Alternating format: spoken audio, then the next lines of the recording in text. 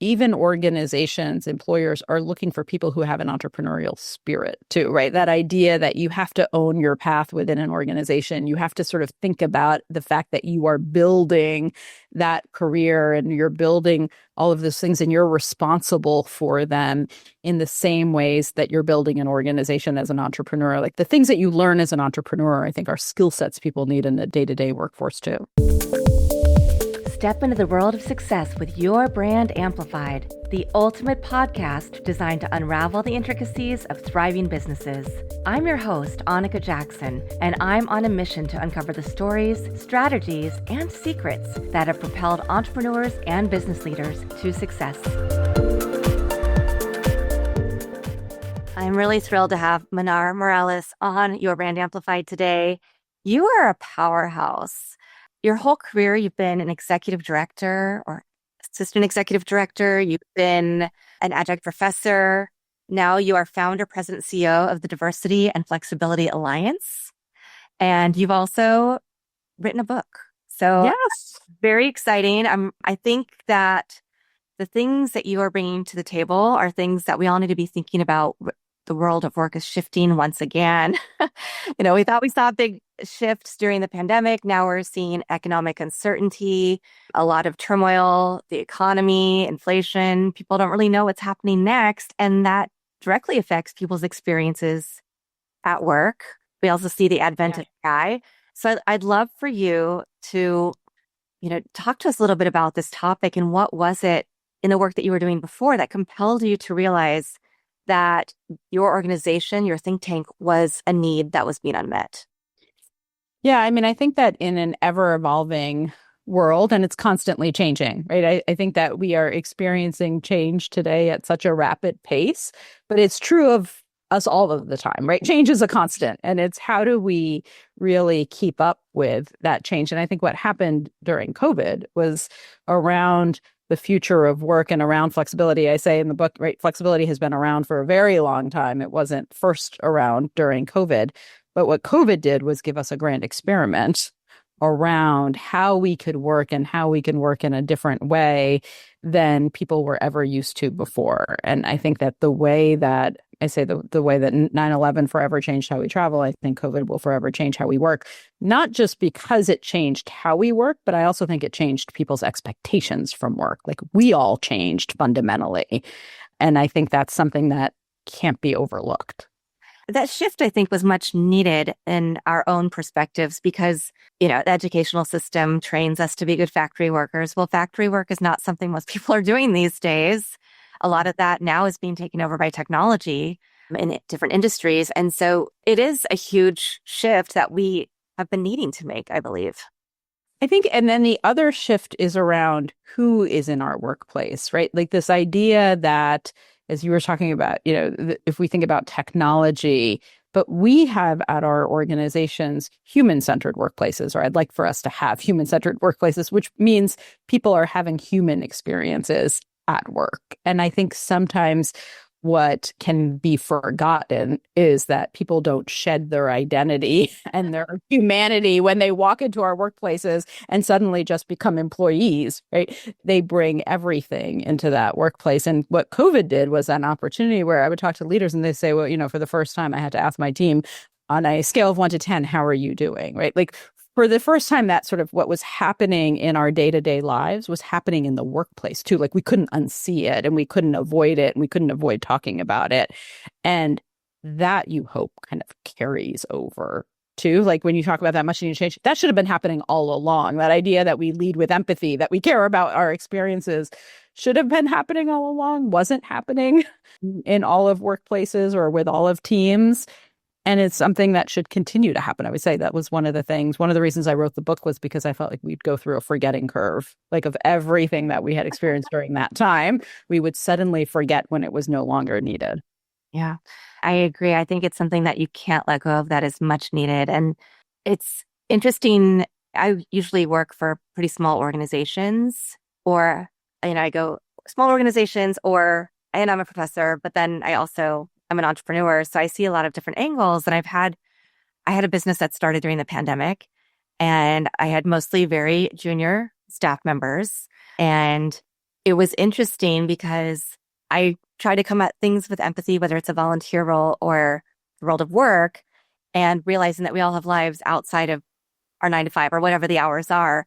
But Yeah. it got a little bit even further, right? People needed to take mental health breaks. A couple of people took a month off. So then I had to decide, do I really still have a place for them? Because we're a really small organization.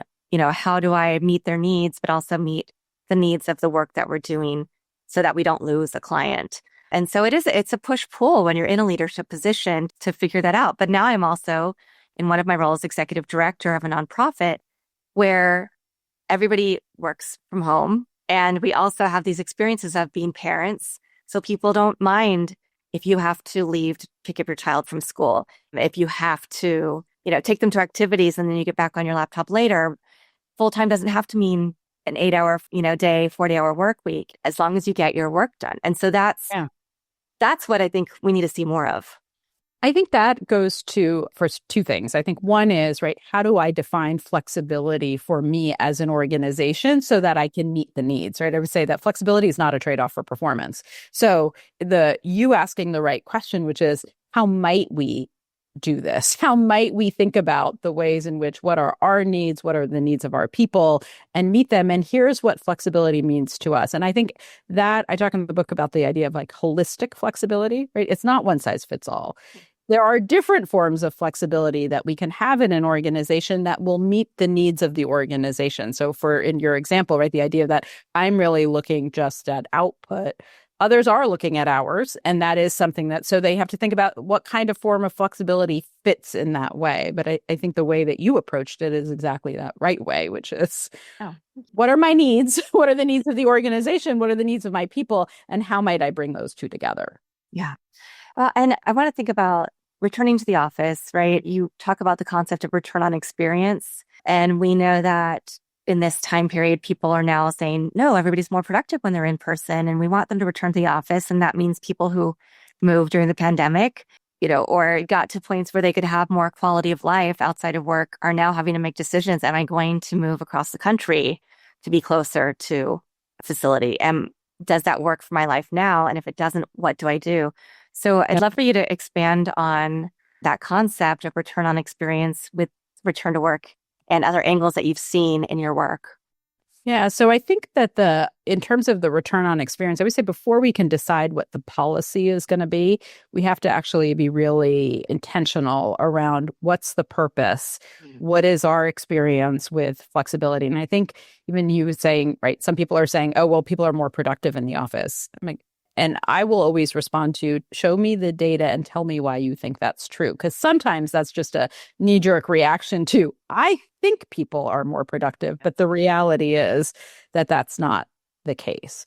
But if you are going to be in an environment, and I think every organization needs to decide this for themselves, the purpose of the book was, here's a framework, not so that I can mandate what you need to do, but so I can give you the tools to determine what you need to do as an organization, and assure that you have engaged in a thoughtful process, that you're not sort of building these policies upon myths, upon assumptions, upon what a small leadership team thinks is necessary, but not what the entire organization feels like they need. So that's the one thing. But when you get to a stage where you're saying we've kind of walked through this process, and we're saying we want people back in the office, and we say back in the office so that they can do what? What do you need to see in the office that you're not seeing? What's the experience? So when I talk about you need to develop an ROE, is that return on experience, is what is it that you want people doing when they're back in the office? Because if you're just rewarding presenteeism, in other words, I come into the office, I shut my door, and I'm head down working, and I'm not mentoring, I'm not engaging in conversation, I'm not innovating, I'm not doing all of the things that people think is the value of the office, then I'm just telecommuting from work. And I get the benefit of I get the gold star because, hey, I came in and so I think we have to be really intentional about, we've decided as an organization, this is what we want to see. And therefore, this is what we want to see you doing. I also think there's, I talk about the idea of the other side of the coin of flexibility is responsibility. But yes, there is that responsibility on the side of the organizations to create that return on experience, to create the infrastructure, to create all of the things that are necessary in order for flexibility to survive and thrive. But there is also a responsibility on that individual employee too. So I say, not only should an organization provide an ROE, you should provide an ROE for yourself too. In other words, your behaviors when you're working from home might be a little bit, you're getting the best of that world when you're in the office. Think about what's the best of that world. And are you doing all of those things to kind of benefit you if you're actually going to be in the office? Yeah. Well, and I love the way that you frame that. And by the way, for those listening, your book is The Flexibility Paradigm, Humanizing the Workplace for Productivity, Profitability, and Possibility. The three Yes.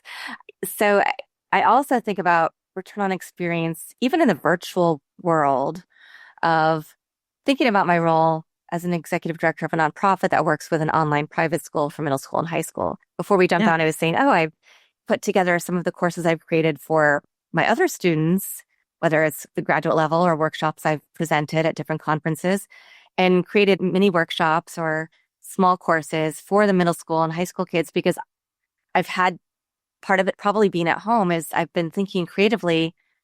It's not just about bringing in the money and the donors, but in-kind donations, partnerships. What else can I offer that would be of value? What skill sets do I have? And so I was given the opportunity to create a present, create a little pitch of, yes, I do the X, Y, and Z, but I can also do these other things that would really add value to the student experience and possibly bring even more revenue in to the academy side, not just the foundation side. So do you see it also opening up that opportunity for, you said that we also as employees have to think about return on experience? Yeah, I think around what is, the reason I ended with the possibility, you were talking about the three Ps, is because I think, what does flexibility make possible for me? We can ask that as an organization. What does flexibility make possible for us? What does flexibility make possible for myself? Maybe it's a greater reach. Maybe it's my ability to offer things. Maybe it's my ability to network and mentor beyond my own individual circle that engaged in direct physical proximity to me, right? There's lots of things that if I just even ask that question, I always ask it of leadership teams to say, what has flexibility made possible for you as an organization? I think individuals should ask it too, to say, how do I lean into this? That there is an advantage. And so how do I lean into what that should look like? So I absolutely think that there's lots of possibilities in it, both on the individual side and the organizational side. Yeah. You started your organization in 2012. So does your book cover the different changes that you've seen from then to now? And can you to us about a few other ones that you've seen? Yeah, I mean, I think historically it was always I would say that my biggest competitor was the status quo. The idea that, right, we've always done it this way. Oh, we can't possibly do our work this way, right? I was always constantly trying to prove the point. Proof of concept, proof of concept. COVID just gave us a proof of concept. And so I think that evolution of like where I'm spending my time, although I think there's a bit of a like I said, the reason I did it was because of the forgetting curve. If I look, I wrote an article for Harvard Business Review on the 5 myths around flexibility. They're a bit coming back, right? That idea of like, oh, our people were worried about contribution, we're worried about connection, we're worried about culture. Those were the things that I talked about in that article. And I think some of it is starting to come back a bit. And that's because I will say that I think if during this time as an organization, if I look at like the organizations that succeeded, the individual leaders, is they didn't just adapt to the changes, right? COVID forced on them. So they didn't just adapt, but the ones that were successful adapted and evolved. In other words, they evolved their thinking around it. They thought deeply around, what is making this work? What does it make possible for us? How are we working in a different way? What sticks for us beyond COVID that we want to keep bringing in? And so I think that idea around when I think about the conversations I was having before versus the conversations now, some are similar, some are very different, though. And what I'd like to go back to is also conversations more holistically about flexibility. And everybody's talking about hybrid and everybody's talking about virtual work. But like flexibility is so much more than that, too. And that's one form of flexibility. But are you offering reduced hours? Are you offering, you talked about a form of flexibility, which was flexibility of time, right? I don't need people within an 8-hour period. I can allow people to come on to do work if they want to go to do something and they come back on at night. they're still working a full-time schedule. That's a flexibility of time, though, that you're giving them in addition to space, right? So there's lots of forms of flexibility. And I would like to see a conversation around the fact that there are many forms of flexibility, not just virtual, Yeah. whether we're hybrid. Well, I'd love to hear about some more of those because I'm also wondering, is it a generational thing? As we see the younger people come into the workforce, many of whom, some who have great skills, some may not have as much knowledge about how to perform in the workplace. You know, just anecdotally, I know that there are some students who graduate with master's degrees who are still stuck in theory land and they get to work and they don't know that, they're given a task and they don't know what are the steps necessary to do this. Where I think, I'm 50. So when I was going to the world of work, we were just kind of thrown in and given a task and we had to figure it out. And we did because, of course, Gen X, very different, we were independent from the time we were little. But so I'd love to hear a little bit about that because then we also have the older generations who are maybe on the cusp of retiring, maybe not able to retire yet because they don't have enough money saved. And, they're probably looking at it from a different angle.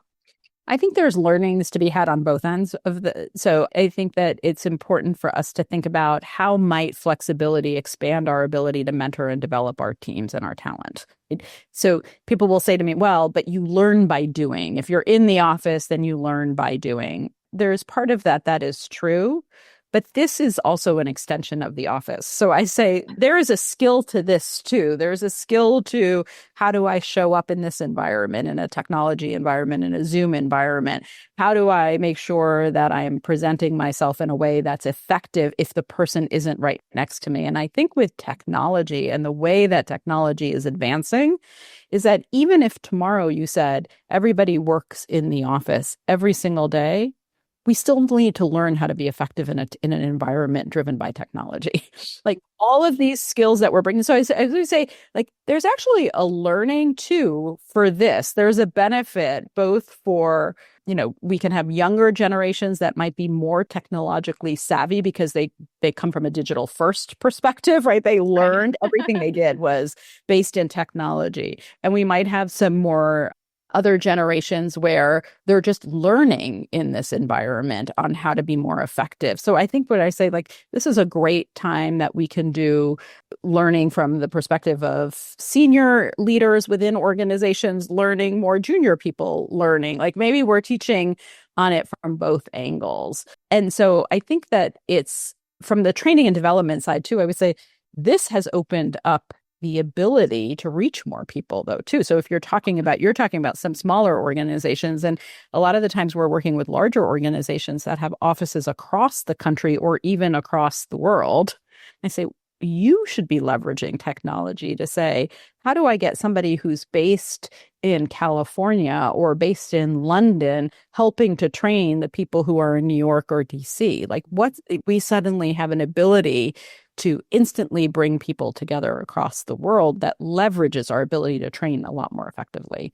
So I think a lot of this is about, are we asking the right questions? Are we getting to the point where we can say, how might we lean into this possibility? How might flexibility advance productivity for us? How might it expand our ability to be profitable? Are important questions to be asked. Yeah. And I imagine that in the book, you go through a lot of the questions and the constructs. Yeah. Yeah. Yeah. What is the Flex Success Framework? So that's the framework where what the point of the framework was for everybody to be having the right conversation and recognizing the uniqueness of everybody's set of circumstances. So we say, like, I'm not meaning to be prescriptive in any way. What the book was, can I give you a set of tools and strategies in order for you to make that decision for yourself? Like, we're membership based, and I always say to every member, I can't tell you what to do. I wish I could, and just everybody would listen to me. And I'm like, well, my goal is, how do I help make sure you're having the right conversation? And the goal of the book was, how do we make sure you're having the right conversation? And that was the purpose of the framework. So it consists of 5 R's. The first one is that reflect, which is, how do we really define the purpose of flexibility? What does flexibility make possible for us as an organization? Because before I can decide on what my strategy should be, what my policies should be, I say you have to start with the business case for yourself. Like, what does it look like? And not just what's the business case globally. We certainly present that for people within the book, but also give them the tools to say, how do you, for your own organization, think about what the business case is? What's the purpose? What's the why behind it?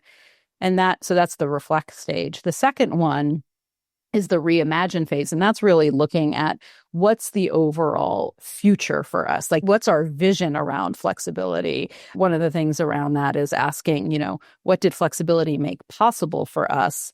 What was really good about when we were working, everybody, to the extent you have an organization that went from working co-located to working virtually, like what was good about working virtually that we want to keep doing? What was really good about working in person that we want to continue to bring into this new world? Like we're really kind of imagining what we want all of this to look like.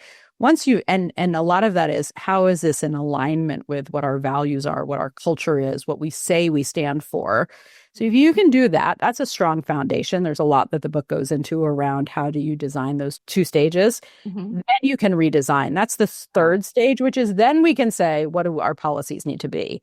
And it's interesting because I think during the pandemic and oftentimes organizations come to me and say, well, what should our policy be? What should our policy be? And I say, I can't answer that for you until we answer the first two, until we create the foundation around that. And then let's design in alignment with that strong foundation. So that's that redesign phase. And then reintegrate is the fourth R in the framework. And that's really around, how do I embed then flexibility into everything we do and integrate it into the culture of the organization? So that's really, how do I align our purpose with a set of principles, with our policies, with our practices, and with our people? All of those things need to come together in order for this to work. And then that last stage is really around, how do we make sure that we are measuring? So that's the reinforce stage, which is, we did this for a reason. There's a business case for flexibility. How do we make sure that we are measuring and monitoring and looking at everything so that we can continue to make sure we're getting the results that we want to get? And I say, in order for flexibility to work, you have to be intentional. You go through that design. You have to be inclusive. You have to think about whose voices are heard, who's part of this process, who am I reaching out to? And the last one is, you have to be iterative, which is you're constantly tweaking what's working, what's not working. What do I need to adjust? So that's the Flex Success Framework. Yeah, that's really beautiful. I think that's valuable at any size of organization. Yeah. Speaking out. Yeah. Oh, sorry, go ahead. No, I was going to say that's what it was meant. It's really meant to say it can work to your size of your organization and wherever you're at. The steps will be equal, whether it's a large organization, whether it's a small one, whether it's mid-size. It works across industries. Fantastic. And speaking of industries, do you primarily work with larger enterprise organizations? You also mentioned a membership model. Yeah. So from the membership perspective, generally on the larger scale, but from a consulting side of things, we work with all sizes of organizations. We have some we have some smaller, also part of the membership. But really for us, we have kind of a unique model of both. We do it engaged in, we value community and organizations coming together who are committed to creating a human-centered workplace. And then at the same time, we're also doing a lot of consulting with organizations across different industries that are different sizes, including nonprofits. Yeah. Oh, fantastic. I also, speaking of technology, we're all talking about AI, although statistics I've heard recently at AI conferences are that just a small portion, maybe 6% of organizations are actually implementing AI strategies. People get afraid that it's going to take away jobs. My argument from what I see is that it's going to be helpful as a tool for certain tasks and workflows. But to your point, we still need human-centered workplaces. We still need humans to create, to strategize, to work together, to oversee the tools that we're using. So I was wondering what concerns you've heard from your members and what you've seen from your research and in the market. Yeah, and I think that around the AI is, how are we best using it, right? Like this idea that all of a sudden, do we have rules around it? Suddenly AI, everybody has access to it. And have we had conversations around what does that mean? And how are we using it? And what are ethical ways to use it? And what is appropriate to use it? And what is it not appropriate to use it? And how much do people have to divulge that they're using it too, right? If somebody gives me something, if I'm working and I have somebody who is more junior or even otherwise, who gives me a document, how do I know how that was created? So I know how much I can rely on that. And so I think certainly rules around it are important for people to be talking about it. I think in the flexibility world of things, there are a lot of AI tools that can make flexibility even easier, right? The idea of note taking, the idea of, helping with online meetings, all of these things that can be helpful are things that we can use it as long as we think about what are the most effective ways for us to be using it, what's appropriate, what's not, and we create guardrails and guidelines. Like, I think it's important for us not to ignore the conversation. And I think to your point around the jobs, I know I don't have the statistic off the top of my head, but the amount of jobs that might get impacted by AI isn't necessarily equal to also the amount of jobs that will be created because of AI, right? That there is even, so as some get, more are also created. And so that, go ahead. You Oh probably yeah, know. no. So I recently read a Goldman Sachs report that said 300 million jobs globally may be replaced, right, or lost, but the amount of jobs that are being created. So it's people just need to have a different skill set, perhaps. Right. Yes.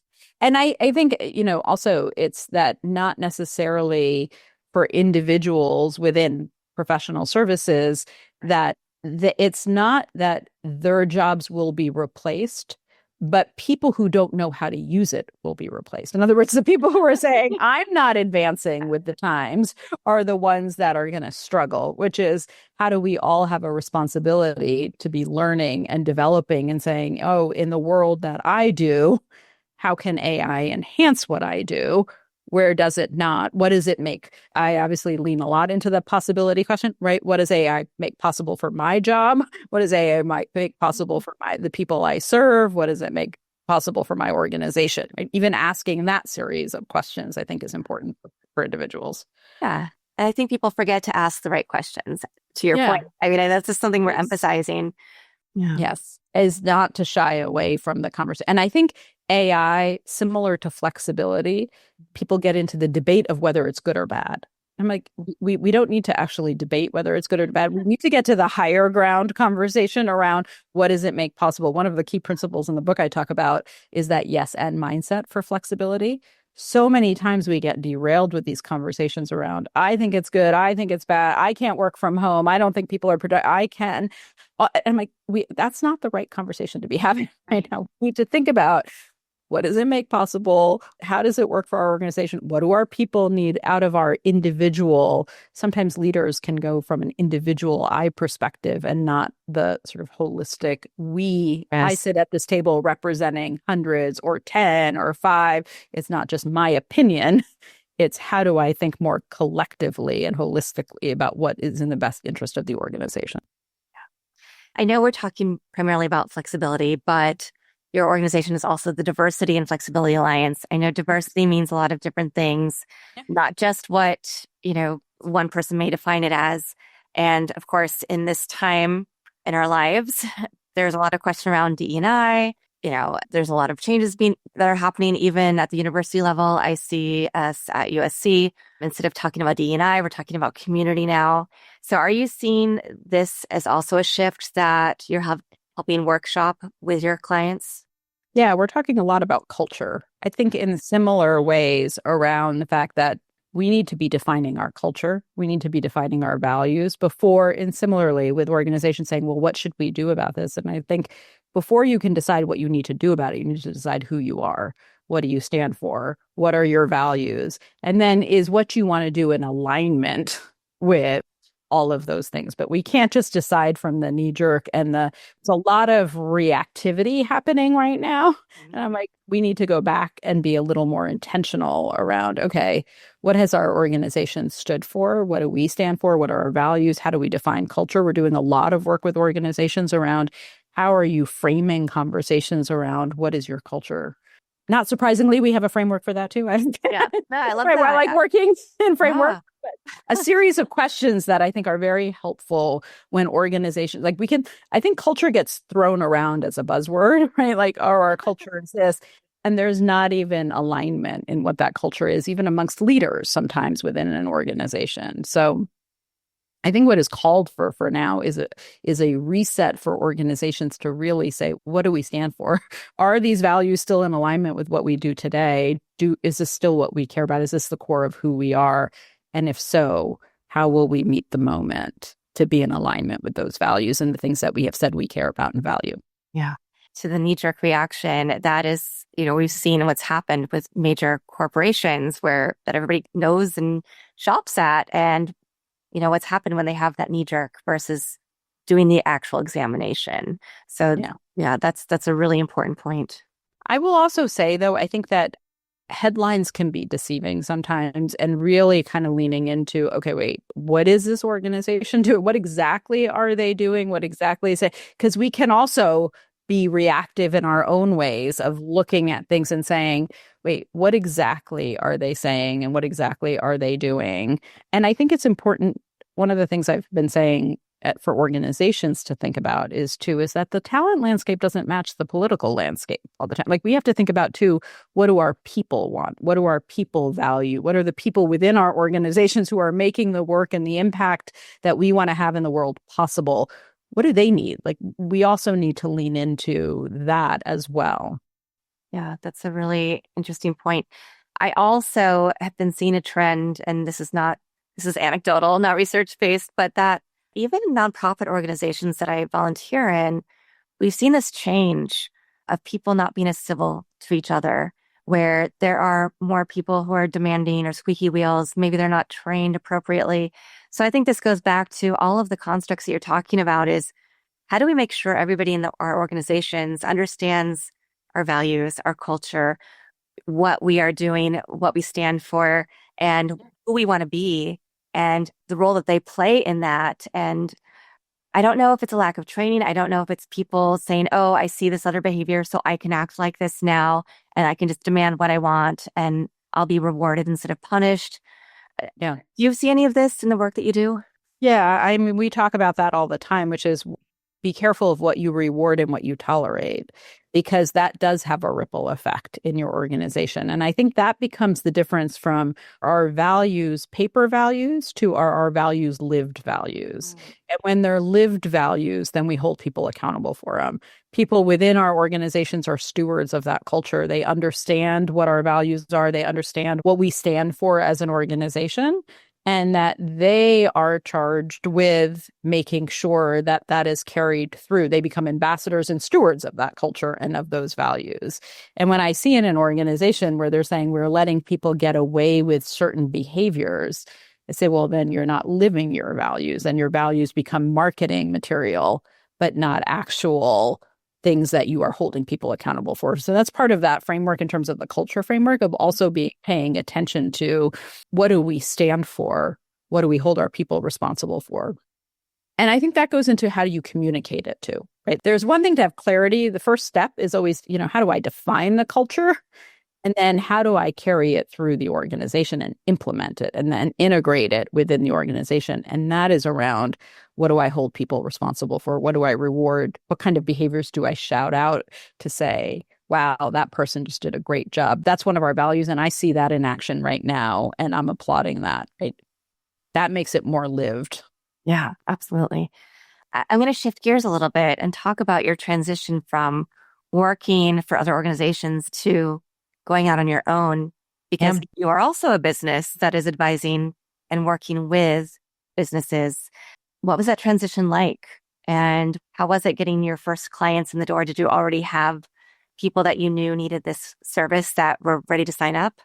Yeah. So I went from being a litigator to starting to do flexibility. I would say I had a personal journey with flexibility, and then I had a professional journey with flexibility. Personal, and when I had my first son, I have three boys. When I had my first son and I wanted to go part-time as a litigator, trying to kind of chart my own path. And a lot of it was a reliance on, I needed to decide what was right for what I needed, even though there might not have been the models in the ways that I had seen it. In other words, there was a lot of leaning on a vision I had for myself and leaning in what I wanted to make possible for myself to find that. And I did. And then the executive director role that I had kind of tied in, kind of post practicing for a long time as a reduced hours litigator tied into some of the work that I was doing with this. So it helped with that idea of creating this. The alliance was coming from an organization that I had been a part of into the alliance. And so that was a nice transition. But I think being an entrepreneur, you know, it is very different. I know. True. Right. It is a lot of pressure. I think someone said to me, the highs are highs, the lows are lows, and you kind of figure out a way to ride in the middle, right? And it is all on you for that responsibility. And so I love it. I love the journey around it, but it takes a mindset. Yeah, yeah, absolutely. And it can take time to fully engage in that shift, right? Yes. It definitely from, building something and also having a team rely on you. Like there's a lot of pressures, I think, as being an entrepreneur that I love and that are not part of the day to day. But I think, it's interesting to me because I think more and more in this world, even organizations, employers are looking for people who have an entrepreneurial spirit too, right? That idea that you have to own your path within an organization. You have to sort of think about the fact that you are building that career and you're building all of those things and you're responsible for them in the same ways that you're building an organization as an entrepreneur. Like the things that you learn as an entrepreneur, I think are skill sets people need in the day-to-day workforce too. Yeah. One of those I see on my side in marketing communications is brand building. And you really have to establish your personal brand, even if you don't ever intend to be an entrepreneur, just to be an intrapreneur and Yes. to make sure people in your organization recognize you, your value, and the work that you do. Yes. And that learning of the ability to be more visible, I will say, as an entrepreneur, is very hard to not be visible. And that is not one of the things I enjoy as much. That is, as a brand expert, talking to somebody who's a brand expert, I will say that has been the biggest challenge. And then you write a book and you have to absolutely engage a lot more visibility. So all of those things are things edges I've had to lean into more. Yeah. Yeah. It gets easier the more you do it. Yeah. Because I think most entrepreneurs I know, it's kind of like people who are actors. A lot of them are actually very private people. They don't necessarily want to be out there. It's just they're performing a role and they love that. But then when they're truly themselves, they shy away from that. They want to, they're introverts and they maybe want to stay at home and just enjoy life and not have all the big flashy things. And that's where a lot of the problems come in. Same thing with the people I work with. They don't necessarily realize that they have a great story to share. They may not be willing to share it, but I always tell them it's not just about you. It's about what you can help other people achieve through sharing your knowledge and their story. So yes, no, I agree. Absolutely. And it's definitely a muscle you have to build. Yeah. Well, you're doing it beautifully. So thank you. Oh, thank you. When it comes to membership in your alliance, what are the types of people that you look for when you're vetting them? Yeah. I think that we are looking for organizations that are committed to creating human-centric workplaces. And it doesn't mean that they are, I would say that our organizations are all on a different journey. Right? We are really tasked with meeting them where they're at and helping them take the next step. But you might have some of our organizations, I would say, are the innovators. They're the ones who come to us and say, tell us what nobody else is doing. We want to be right out there doing those things when it comes to some of the policies or some of the practices. How can we be really innovative? And then I say we have our others who are more of the proven results. Tell us when 10 other organizations, right? We're working on things like caregiving policies and other kinds of things that sort of fall under the umbrella of creating those human-centered workplaces. And they'll say, 10 other organizations are doing it, and I know that it's working well, we're going to follow. And then some, I say, are just knowledge seekers who are saying, we want to know what that means, what it means to be part of creating these human-centered organizations for ourselves, even if we think our organizations are a little bit slower to adapt or respond. But everybody, I think, is unified in the mission of this idea of helping to create those human-centered workplaces. Yeah, fantastic. We're going to have everybody go, and this is going to be in the show notes, to dfalliance.com to learn more about your work, about yourself, how they could perhaps become part of your alliance, and also the book, be able to purchase the book. So, yes, fantastic. We're excited about it. Yes.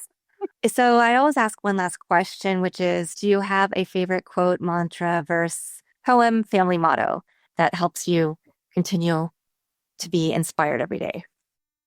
Yeah, there are so many that I always go back to. I was like, let me think about it. My children would come up and be like, Mom always says the idea. So I will say that the Henry Ford quote, if you think you can or you think you can't, either way, you're right, has shaped a lot around the perspective of the importance of mindset, I think, for me. Like, what do I think is possible for myself, and for it impacts a lot what we do. So I do have the if you think you can, if you think you can't, either way, you're right. Yeah. Yeah. That's a great one. And I think that's one everybody should keep in mind. Otherwise, we won't reach our full potential and our value and be able to shape our organizations into these human-centered organizations that we all hope to have. Yeah. Yeah. That's important. Yeah. Thank you so much, Manar Morales, for being on the show. Thank you. You just gave us some invaluable insights. I'm looking forward to reading your book, and I'm also going to talk to you about perhaps being a guest speaker for an organization that I work with in Los Angeles. I would love that. Thank you so much. Thank you for all the work that you're doing. Well, thank you. I appreciate it. Yes, of course. And everybody who's listening to this episode or watching it, thank you for being here. Thank you for being a valued audience member and coming back for great advice from my guests. Please leave us a rating review, and I'll be back again with another amazing expert to share their journey, their story, and some tips that will help make your world of work and life a little bit better, and hopefully give you some questions to think about to reframe how you can be more successful, create more value for everybody in your organization, for your customers, clients, and the world beyond. Thanks for listening or watching to this episode of Your Brand Amplified. Don't forget to leave us a rating or review on your favorite podcast listening platform. And if you want to learn more, check us out at yourbrandamplified.com.